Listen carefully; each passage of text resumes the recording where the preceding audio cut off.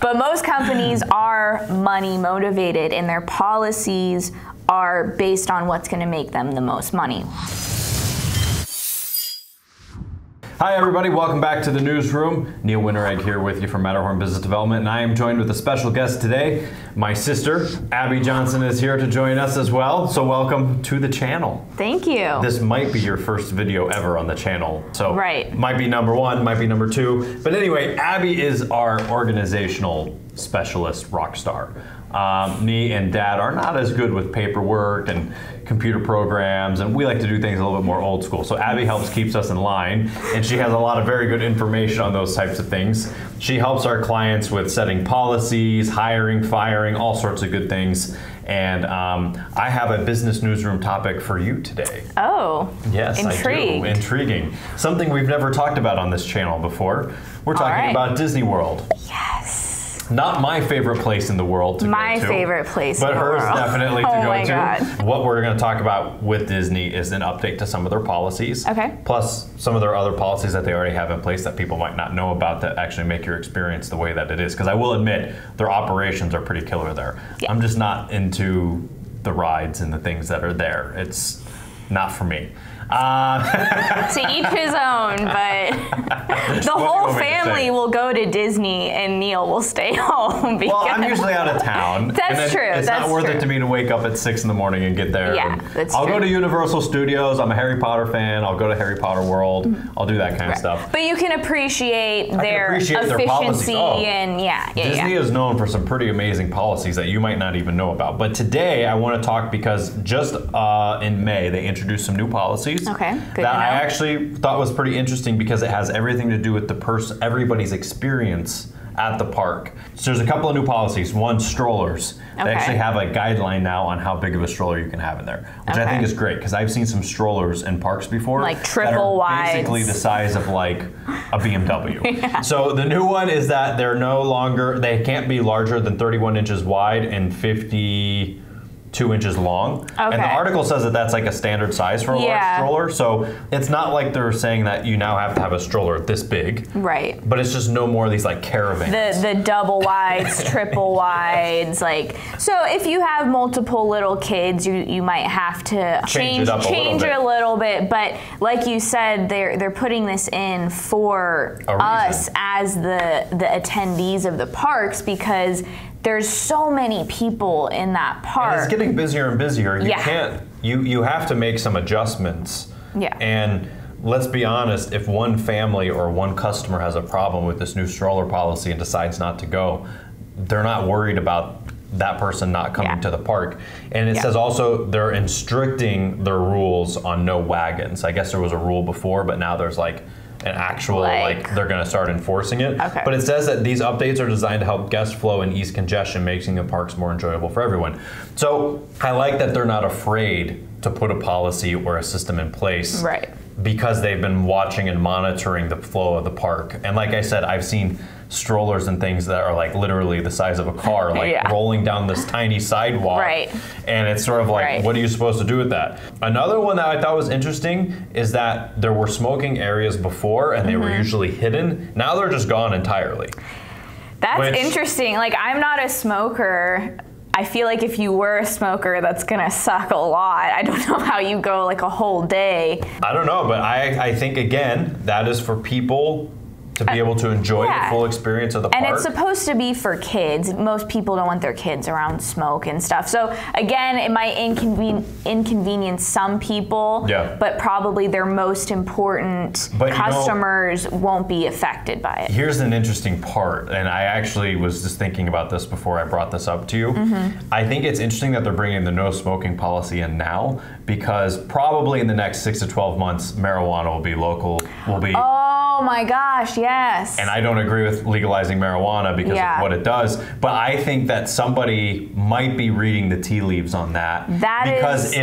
marijuana becomes legalized and then people start smoking in the park, then they have to change their policy because of those people. Yeah. I think they're actually changing the policy ahead of the game. Yeah. And I actually think that that's genius because Yeah. marijuana smoke lingers a heck of a lot more Yeah. and smells a heck of a lot worse than just like a cigarette or a cigar or something like that. Yeah, and no matter what your views on marijuana are, whether it's medicinal or whatever, like, okay, you can have your own view, but I think any parent wouldn't want their, I know I would be ticked if I went to Disney World and I was smelling weed. Yeah, like, yeah. Now, I'm not saying that's why they made the change. But Don't put words in my mouth, a very good point, I think that that's a very smart way of seeing into the future a little bit and deciding where we stand on these things. And also, it makes it so that they don't have to make a political statement that's pro true. or against something. That is it's just very saying, true. well, our views don't matter about legalization of marijuana because you're not allowed to. There's just no smoking, period. Yeah. I think that that's genius. And whether or not they intended to do that, I think it was really smart to be able to put it into play. But what I like is that Disney's willing to change policies. And how many times do we meet people? I mean, this just happened to you guys a week or two ago. You went into a business and somebody says, I need to change these things. And then you go, great, let's change this. And it's like, oh no, I can't do that. Right. Okay, well, let's change this. Oh no, I couldn't do that. Yeah. People are unable to make a policy to make a change towards something. Right. And I think that that's very unique that a big park is willing to make these changes. Right. I mean, we see it all the time with business owners not changing. Yep. And feeling like that if you offend one person or one thing, then you're not going to take a stance or you're not going to change something. And I think people are very afraid of speaking out about, you know, making a change that affects 1 or 2 people out of 100. You're not supposed to do those types of things these days. Right. But I actually think that it's unique that a park like that is doing something along that line. Yeah, and most people, like you said, they don't implement policy or changes because they're scared of the backlash, which is honestly just silly. Like, yeah, you might get one guy who yells at you because you raised the price of your ice cream by 50 cents. Right. But everyone, all of your other customers who love your ice cream don't care, and it's okay. And now you're more profitable and you can hire more people and play more games with your employees. And that's just an example. I feel very strongly, just like our dad, on profit, and that's what I've been running into a lot recently is people not changing that. But it does apply to other policies. Well, interestingly enough, like at Disney World, there was a policy. Walt Disney was very particular about customer experience, so he made a lot of policies very early on. Like, I read an article just a few minutes ago that said that he was one of the pioneers of the modern trash can, because at the time, they didn't have bags and they didn't have things in there, and so when they took the garbage, like stuff would goop out, you could smell it. So he actually pioneered a trash can that was solid and then had a locking lid so that people didn't actually smell garbage when they were walking through the park. He also did a study of how long people would walk with something in their hand before throwing it on the ground, and there's a policy that there's a garbage can every 30 feet. Yeah. So all these types of policies that he made was all around the experience of the person. Yep. And what I find is so many businesses don't have any policies about when we show up, what we wear, how we talk to people.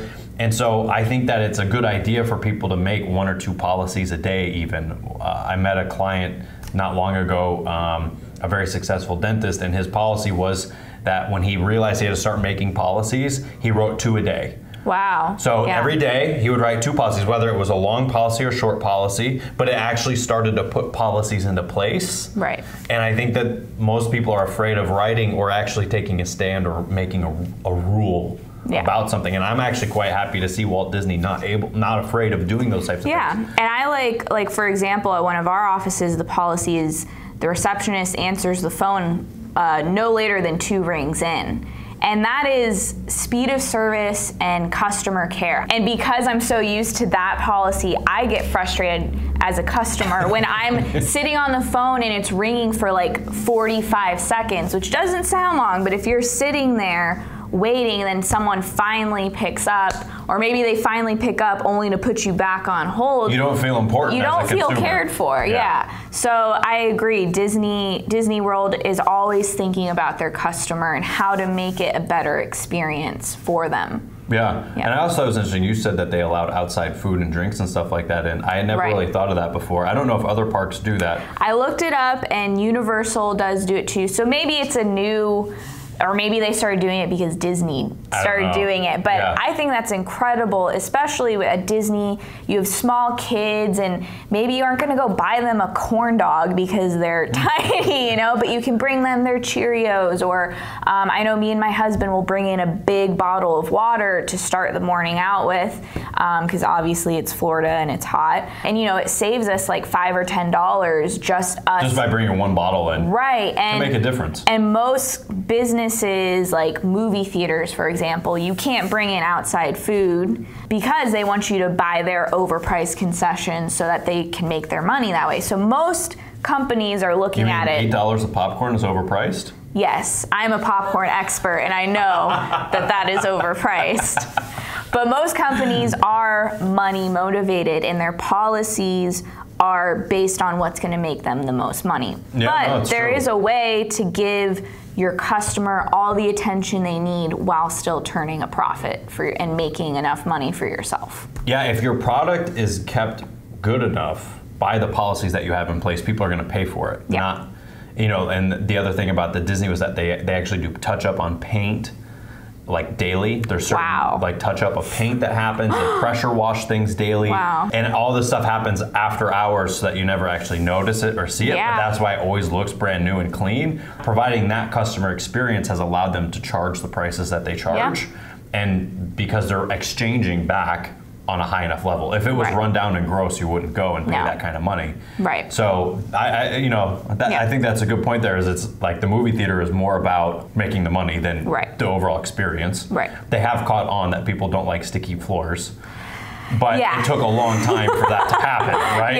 Yeah, they are starting to upgrade, and they've had to change. Movie theaters have had to change more with Netflix and Hulu and things like that. Like you have to bring a reason to bring people in. Right. Theme parks haven't had to actually go through that, which is interesting. I never thought of that. Yeah, you're right, because they don't have the competition factor. There's nothing of comparable magnitude to an amusement park. Unless people are just staying inside playing video games. But you don't get a like experience anywhere else, any other. Sporting events have been emptying out because people are watching at home in 4K and HD, and they don't have to pay $12 for a hot dog. So they haven't caught on to the experience yet. Right. But theme parks have done a good job actually with no competition to be able to keep it going. I'm very surprised. You can't immerse yourself in Harry Potter world that much than you can at Universal. You can't go meet Mickey Mouse and Goofy.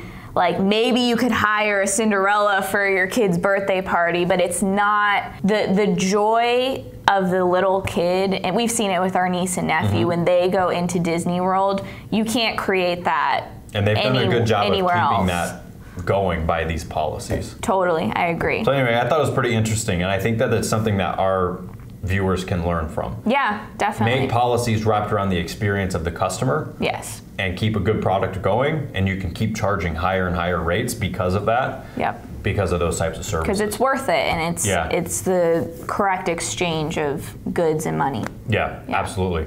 Okay, good. Well, that is all. I'm sure Abby could talk about Disney a lot longer. Yes. I could tell you all kinds of things. Okay, what's your favorite ride? I don't know. Oh, wrong answer. Yeah, okay, I just like being there. You just like going there. Like I love Epcot and going to the different countries. Okay, Epcot's okay because I can walk around and you can actually, I think they actually serve alcohol there, so you can have a little bit of alcohol. And there's some real coffee there in the Italian section. The other coffee is terrible. All right, good. Well, thanks for joining us for the Business Newsroom. I hope you learned something about what Disney does that you can apply to your business. And if you're new here, give us a like. Comment down below about your favorite thing about Disney and some of the policies or things that they do that you really like. And we'll see you next time on the Business Newsroom. Thanks.